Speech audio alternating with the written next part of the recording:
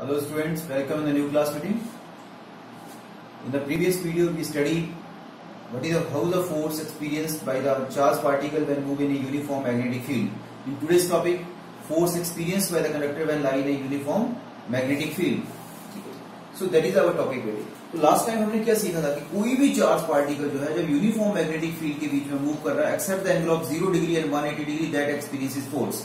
ठीक है. And according to Fleming left hand rule हमने सीखा था कि आपके पास 3 फिंगर्स आर देयर. एक आपके पास कंडीशन क्या थी, all 3 fingers are mutually perpendicular to each other. तो एक हमारे पास मैग्नेटिक फील्ड एक्शन के लिए था, एक हमारे पास वेलोसिटी ऑफ चार्ज पार्टिकल के लिए था और तीसरा हमारे पास फोर्स के लिए था. इन तीनों में से कोई भी कहीं भी हो सकता है, बट कंडीशन एक है, all 3 are mutually perpendicular to each other. ठीक है. सो हमने लास्ट टाइम ये सीखा था, if the charged particle lie in a uniform magnetic field that experiences the force and that force is equal to b qb sin theta. इसको हमने vector form में ये लिख दिया था बेटे, q b क्रॉस b. तो यहाँ पे हमने कंडक्टर लिया, कंडक्टर का हमने एरिया ले लिया a and length of conductor is l. ठीक है. और करंट हमारे पास इस तरफ फ्लो कर रहा है बेटे, that is direction of current. तो इलेक्ट्रॉन किस तरह मूव कर रहे होंगे, opposite direction of the drift velocity. और मैंने यहाँ पे जो मैग्नेटिक फील्ड अप्लाई किया, दैट मैग्नेटिक फील्ड जो है that makes an angle theta with the direction of current. Direction of magnetic field, uniform magnetic field makes an angle theta with the direction of current बेटे. Is it okay? ठीक है. ये हमने consider किया and that is इस तरफ हमारे पास क्या मूव कर रहे होंगे, that is the direction of electron. और इलेक्ट्रॉन कंडक्टर के बीच में किस वेलोसिटी के साथ मूव करते हैं, that is read as drift velocity. Drift velocity हमारे पास क्या था बेटे, it is the average velocity acquired by electron after close the circuit. उसको हम लोग क्या बोलते थे, ड्रिफ्ट वेलोसिटी बेटे. ओके. तो हमारे पास क्या, इट मीन अब हमारे पास the force experienced by a single electron. अब आपके पास क्या था, ये फॉर्मूला था, इलेक्ट्रॉन के ऊपर कितना चार्ज है, नेगेटिव ई. किस वेलोसिटी के साथ वो आ रहा है, ड्रिफ्ट वेलोसिटी के साथ. और मैग्नेटिक फील्ड एक्शन क्या है, दैट इज बी. ठीक है. That is force experienced due to a single electron. ठीक है. अब हमारे पास what is total number of electron, how to calculate total number of electron present in the conductor. तो हमारे पास क्या फॉर्मूला उसके लिए बेटे, that small n that indicate the number density of electron. और number density of electron हमारे पास क्या होता है, total number of electron per unit volume. Number density of electron that is considered as total number of electron, total number of electron per unit volume. तो आपके volume of conductor is AL, ये लिख दिया मैंने, total number of electron and that the volume is there.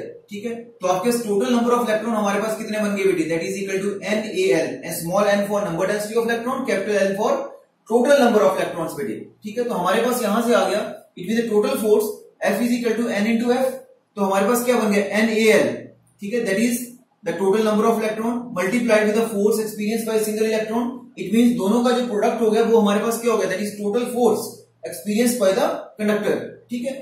फिर आपने क्या किया, इसके बाद इसी चीज को आपने और इलैबोरेट किया. अब ये रिलेशन बन गया. आपको ये पता है relation between current and drift velocity, I is equal to NeABD.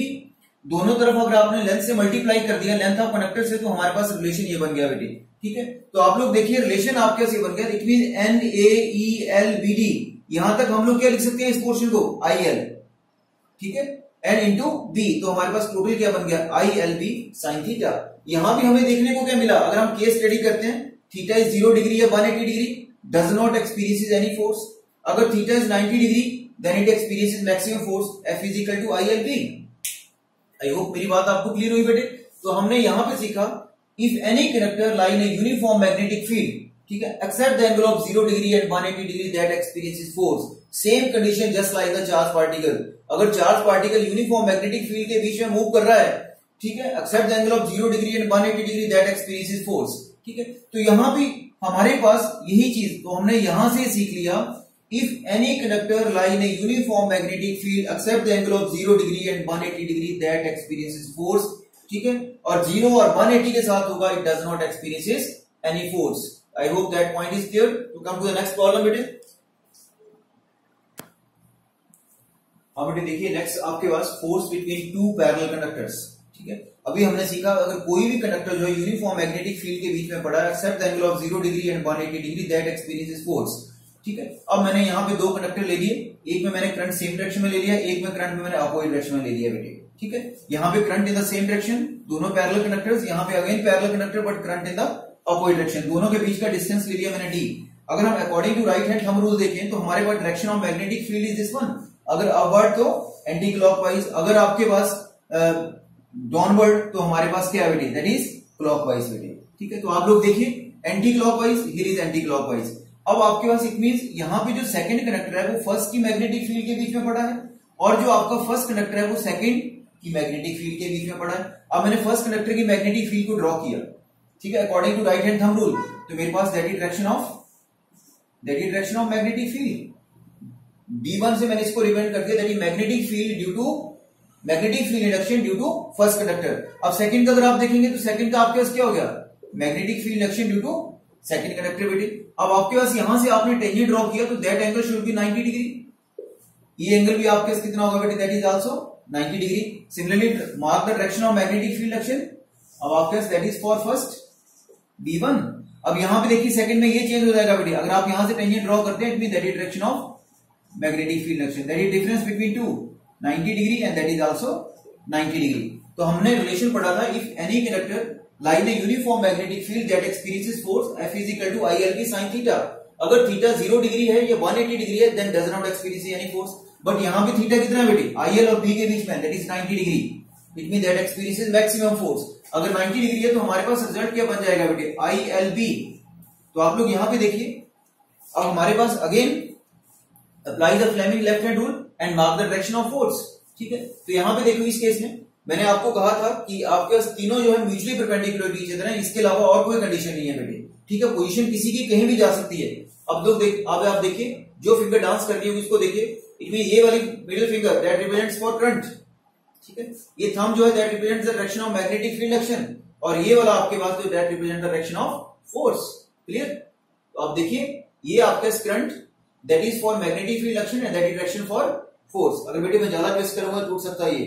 ठीक है, तो आपके पास क्या है, it mean that is direction of force. तो फोर्स हमारे पास ये आ गया, that is force experience due to first conductor. अब सेकंड देखिए, ये हमारे पास करंट, ये magnetic field action and that is direction of force. तो आपके पास that is direction of force बेटे, it mean that is F2। यहां पे देखो इस केस में अगर आप लोग देखते हैं तो हमारे पास देखो magnetic field action, that direction of current and that is direction of force. Magnetic field action, direction of current and that is direction of force, that is F1। ठीक, इस केस को देखते हैं बेटे यहां पे, तो आपको अगर मैं इस कंडीशन को लगाता हूं तो मेरे पास क्या है, अब current magnetic field action that is direction of force, but current मेरे पास कहां है, करंट नीचे जा रहा है बेटे, डाउनवर्ड डायरेक्शन में। करंट का डायरेक्शन रिवर्स हो गया तो फोर्स का डायरेक्शन भी रिवर्स हो जाएगा बेटे, it mean force also lie in the outward direction. तो आपने यहां से आपको देखने को मिल रहा है कि दोनों फोर्सेस एक दूसरे की तरफ आ रहे हैं, यहां दोनों एक दूसरे से अबे जा रहे हैं। इट मींस ये किसको फॉलो कर रहा है, दैट फॉलो रिपल्शन, और ये किसको फॉलो कर रहा है, दैट फॉलो अट्रैक्शन। तो करंट जब सेम डायरेक्शन में होगा तो दोनों कंडक्टर आपस में क्या करेंगे, अट्रैक्ट। जब करंट अपोजिट डायरेक्शन में होगा तो दोनों कंडक्टर आपस में क्या करेंगे बेटे, रिपेल विद ईच अदर बेटे। ठीक है, तो यहां पे अगर हम लोग देखें what is the value of F1, अगर मैं F1 की बात करूं, F1 कितना बन जाएगा मेरे पास, that is I1 and length of the conductor L and magnetic field action that is B2, because first conductor के ऊपर कौन सा magnetic field action है, second one। ठीक है, तो यहां से हमारे पास अगर मैं फोर्स पर यूनिट लेंथ ले लेता हूं बेटे तो मेरे पास क्या बन गया, that is I1 into B2। अब आप लोग how to calculate the value of magnetic field induction, हमने बायट-सैवर्ट्स लॉ पढ़ा था। बायट-सैवर्ट्स लॉ ने हमें कैलकुलेट करना सिखाया था कि how to calculate the value of magnetic field induction due to current element. अब हमारे पास क्या है, length of conductor is infinite, magnetic field induction at any point, तो वो हमारे पास रिजल्ट क्या था बेटे, μ0/4π × 2I/r, यही था हमारे पास। कब, if length of conductor is infinite and magnetic field induction at any point, तो हमारे पास यहां पे रिजल्ट रिड्यूस हो जाएगा, दैट इज μ0/4π × I कौन सा आएगा, किसके कारण है, कौन से करंट के कारण है ये magnetic field induction, that is due to second I2, और यहां पे क्या बन जाएगा I1, डिस्टेंस दोनों के बीच में कितना है, दैट इज D। ठीक है, अब अगर हम अब इसको देखते हैं आप लोग सेकंड वाले को, इसमें कौन सा मैग्नेटिक फील्ड एक्शन है, फर्स्ट वन, और करंट कौन सा है I2, तो यहां पे क्या बन गया आपके, similarly F2/L that is equal to I2 into V1। अब लोग फिर magnetic field action as per the Biot Savart's law, if length of conductor is infinite, तो हमारे पास क्या बन जाएगा बेटे, again the same result, μ0/4π × I1 I2/D। तो आप लोग देखिए force per unit length of the first conductor and force per unit length due to second conductor is same but direction is opposite, so forces are equal and opposite, it means that obey the Newton's third law of motion. That obey Newton's third law of motion बेटे, ठीक है, that point is clear. Similarly बेटे, same result is here. यहां भी आपके same, क्यों? F1 किस किस के कारण है ये देखो, that is magnetic field action due to second, और करंट कौन सा यहाँ पे फर्स्ट, ठीक है, अगेन एंगल इज 90 डिग्री, ठीक है, again the result is same, ठीक है. F2 अपॉन L, यहाँ पे आप देखो किसके कारण है ये, V1, और करंट कौन सा है, that is I2. But the difference is this, अगर करंट सेम डायरेक्शन में है तो दोनों कंडक्टर आपस में अट्रैक्शन को फॉलो करेंगे, अगर करंट अपोजिट डायरेक्शन में तो दोनों कंडक्टर जो है आपस में रिपल्शन को फॉलो करेंगे, ठीक है. ये हमने यहां से सीखा बेटे, इज इट ओके, ठीक है. आप लोग देखो इलेक्ट्रिकल वायर्स आपके पोल के ऊपर लगी होती है, ये पोल्स है आपके पास, ये इलेक्ट्रिकल वायर्स लगी होती है बेटे, उनके बीच में आप लोग देखो इस तरह से इंसुलेशन की होती है, आप लोग देखना वायर्स के ऊपर, ठीक है. वो इंसुलेशन क्यों कर रखते हैं वो, क्योंकि आपस में करंट जो है वो सेम डायरेक्शन में जा रहा है तो दोनों अट्रैक्शन को फॉलो करेंगे, ठीक है. अट्रैक्शन को फॉलो करेंगे तो ऐसा ना हो कि दोनों आपस में स्ट्राइक कर जाए, इसलिए दोनों के बीच में ये इंसुलेशन बॉन्ड बनाया होता है बेटे, ठीक है. तो आई होप आपको ये बात क्लियर हुई होगी कि हमारे पास अगर current in the same direction then both are follow attraction, अगर current in the opposite direction then both will follow repulsion बेटे, ठीक है. चलो इसको और इलेबोरेशन के साथ इसको स्टडी करते हैं बेटे. See the next problem. अब बेटे ये देखिए, अब मैंने यहाँ पे वही केसेस ले लिए बट कंडक्टर मैंने इस तरह से रखी, सीधा पिक्चर बेटे. अब आपको ये बताना है कि यहाँ पे अट्रैक्शन होगा या यहाँ पे अट्रैक्शन होगा, यहाँ पे रिपल्शन होगा, यहाँ पे रिपल्शन होगा.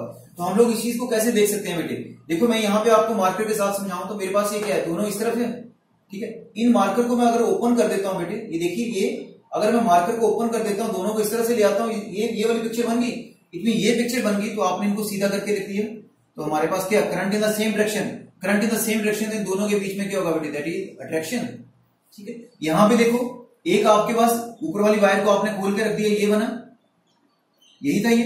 अब नीचे वाली वायर को भी सीधा कर दो, नीचे वाली वायर को आपने जब सीधा किया तो उसकी डायरेक्शन ये है बेटे, दोनों का डायरेक्शन क्या है, अपोजिट, दोनों का डायरेक्शन अपोजिट है, तो हमारे पास क्या बन जाएगा बेटे, दैट इज रिपल्शन. यहां पे क्या बन गया, अट्रैक्शन, और यहां पे क्या बन गया, रिपल्शन बेटे, ठीक है. अगर हम यहीं से फोर्स बिटवीन टू कंडक्टर्स की हेल्प से हम लोग अगर एम्पियर को डिफाइन करना चाहें तो हम लोग कैसे ले सकते हैं, मैंने यहां पे ले लिया कि करंट कितना फ्लो कर रहा है दोनों कंडक्टर में, 1 एम्पियर, दोनों कंडक्टर के बीच का डिस्टेंस कितना है, दैट इज 1 मीटर, ठीक है. तो फोर्स पर मीटर लेंथ, ठीक है, फोर्स पर मीटर हमारे पास कितना एक्सपीरियंस होगा बेटे, देखो म्यू नॉट की वैल्यू ये आ गई, 2i, i1 i2 1 था, डी हमारे पास 1 था, 4 पाई से 4 पाई चला गया, आपका रिजल्ट क्या बचा, 2 × 10⁻⁷ न्यूटन पर मीटर. तो हम लोग क्या बोल सकते हैं, द 1 एम्पियर करंट, ठीक है, बिटवीन टू पैरेलल कंडक्टर्स, ठीक. तो हमारे पास कितना फोर्स एक्सपीरियंस करेगा एक कंडक्टर जो है दूसरे के ऊपर, कितनी force per unit length experience करेगा, that answer should be 2 × 10⁻⁷ newton per metre बेटे. तो आप लोग इस तरह से इस प्रॉब्लम को देख सकते हैं बेटे. देखिए बेटे, मैंने यहाँ पे अनदर प्रॉब्लम कंसीडर किया. अब मैंने दो पैरेलल कंडक्टर लिए, दोनों के बीच में current I and I flow कर रहा है, और ठीक है यहां भी, बट डायरेक्शन मैंने अपोजिट ले लिया. एक केस में मेरे पास डायरेक्शन सेम डायरेक्शन में है यहां पे, और यहां पे करंट जो है वो अपोजिट डायरेक्शन है बेटे, ठीक है. यहां पे करंट जो है वो सेम डायरेक्शन में है, क्लियर, ठीक है. अब आपने according to right hand thumb rule, वही आपको पता है करंट स्टेट है तो मैग्नेटिक फील्ड क्या होगा, सर्कुलर होगा. तो मैग्नेटिक फील्ड सर्कुलर होगा तो देखिए अपवर्ड तो एंटी क्लॉकवाइज, डाउनवर्ड तो क्लॉकवाइज. तो आप लोग यहां पे देखिए इस केस में आपका डायरेक्शन कैसे बनेगी बेटे, दैट इज अपवर्ड, तो हमारे पास क्या बन जाएगा, that should be anti clockwise, that should also anti clockwise. हमें मैग्नेटिक फील्ड एक्शन कहां कैलकुलेट करना है, इस पॉइंट के ऊपर. ये पॉइंट कहां लाई कर रहा है, at the centre, means centre between the two conductors. तो ये distance d/2, that is also d/2. Similarly here आपने यहां सेंटर पे कैलकुलेट करना है, जब करंट अपोजिट में है तो ये एंटी क्लॉकवाइज हो गया, और ये कैसे होगा बेटे, that should be clockwise, that is difference. Okay, clear. अब आपने इस पर्टिकुलर पॉइंट पे मैग्नेटिक फील्ड एक्शन को आपने मार्क करना बेटे. तो आपके फर्स्ट के कारण क्या आ गया, that is this one, that is due to first. और इसको देखेंगे सेकंड वाले को, देखो आप लोग इसकी हेल्प से यहां से टेंजेंट ड्रॉ करो तो इसकी डायरेक्शन कौन सी बन जाएगी, दैट इज V2, क्लियर. इस केस में देखो यहां पे फर्स्ट के कारण आपके पास क्या बन गया, दैट इज V1. इसके कारण देखेंगे आप लोग तो हमारे पास क्या है, that is also that is V2, यहाँ पे B1 और B2 in the opposite direction, यहाँ पे B1 B2 जो है वो इन द सेम डायरेक्शन बेटे। क्लियर? ठीक है। अब आपके पास यहाँ पे अगर आपने मैग्नेटिक फील्ड एक्शन को चेक करना है तो कैसे करेंगे? Length of conductor is infinite, ठीक है, as per the bite-Savart's law. तो हमारे पास क्या बन जाएगा? Mu naught upon 4 pi 2i upon कितना बनेगा distance, that is d by 2। Then your result is mu naught upon 4 pi, यहाँ पे 4i अपॉन d, यही वैल्यू है ना B1 का, ठीक है, that is the upward direction. और similarly in the downward direction, तो B1 और B2 जो है both are equal and opposite, so cancel with each other. B1 and B2 both are equal and opposite, so cancel with each other. So net force at this point, that force per unit length should be 0. अगर इस case में आप देखेंगे तो हमारे पास कितना बन जाएगा वो force per unit length? B1 and B2 both are in the same direction। आप लोग ये समझे? मैंने यहां से टेंजेंट ड्रॉ किया, पहले का भी ऊपर को चला गया, दूसरे का मैंने यहाँ पे, देखो इसमें हम इस तरह से आ रहे हैं तो आप लोग देखेंगे तो ऊपर की तरफ भाग जाएगा ये। See this one, that is difference. यहाँ पे आपने टेंजेंट ड्रॉ किया तो जब आप इस पॉइंट पे पहुंचे तो डायरेक्शन उसका नीचे था। क्लियर होगी बात? ओके। यहाँ पे आपका total force per unit length कितना बन जाएगा? That is some of 2 B1 और B2। तो हमारे पास यहां से कितना बन जाएगा बेटी? चेक। अब टोटल मैग्नेटिक फील्ड एक्शन कितना बन जाएगा यहाँ पे? B1 B2 दोनों का सम, तो आपके पास 2 times of mu naught upon 4 pi, that is 4i upon d। इस तरह से आप लोग कैलकुलेट कर। यहाँ पे मैग्नेटिक फील्ड एक्शन कितना आया? 0। क्यों? दोनों का डायरेक्शन अपोजिट था। यहाँ पे आपने देखा दोनों मैग्नेटिक फील्ड एक्शन का डायरेक्शन क्या था? सेम। दोनों का डायरेक्शन सेम था तो आपके पास ये आ गया बेटे। क्लियर? तो आई होप मेरी आपको ये बात समझ आई होगी। आज हमने सीखा force experience by the conductor when lying in a uniform magnetic field, ठीक है, force between two parallel conductors, current in the same direction, current in the opposite direction. वहां से हमने सीखा अगर करंट सेम में है then it follow direction, current opposite में है देन इट फॉलो रिपल्शन बेटे। ठीक है, तो next numerical problem related to these topics we'll discuss in the next video बेटे। ठीक है, आपको please like, give the like and subscription. Thank you very much।